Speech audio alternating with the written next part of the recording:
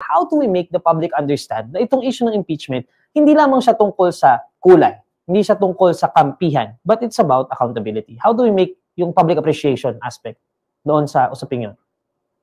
Well, tama, no?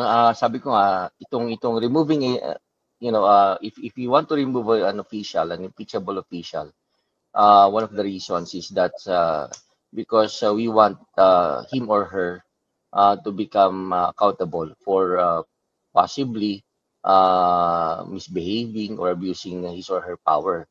So that itself is removing a public official is a political act.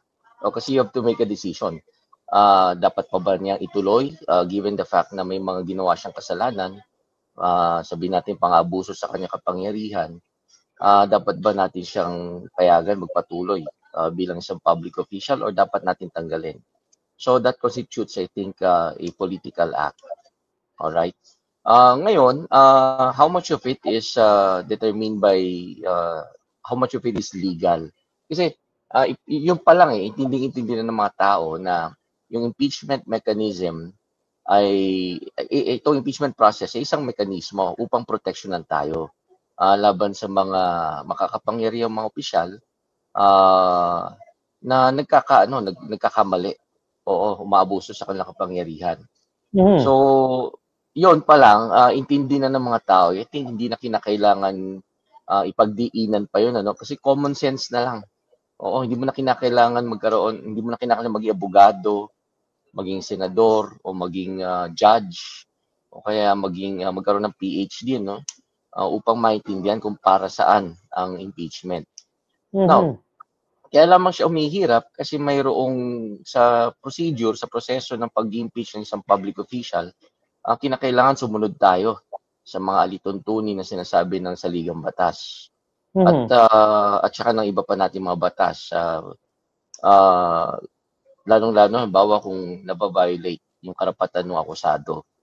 Pero kung wala naman, o kaya kung hindi nasusunod yung procedure, ito yung ilan lamang sa mga bagay na bagaman pinapayagan mag-intervene ang Supreme Court upang siguraduhin na nasa tamang proseso. But other than that, I think this is largely a political process. At very simple ang impeachment process. Paraan yan upang tanggalin ng konstitusyon o ng sambayanan ang isang opisyal na hindi na pinaglalaban yung interes ng publiko. At nahuli siya, may mga ebidensya laban sa kanya.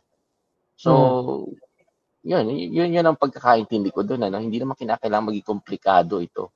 Sa gawing komplikado, sa pamamagitan ng mga pagtatagisan ng mga institusyon natin, like na Supreme Court, ng Senado, ng House. So yun lang ang pagkakaintindi ko doon.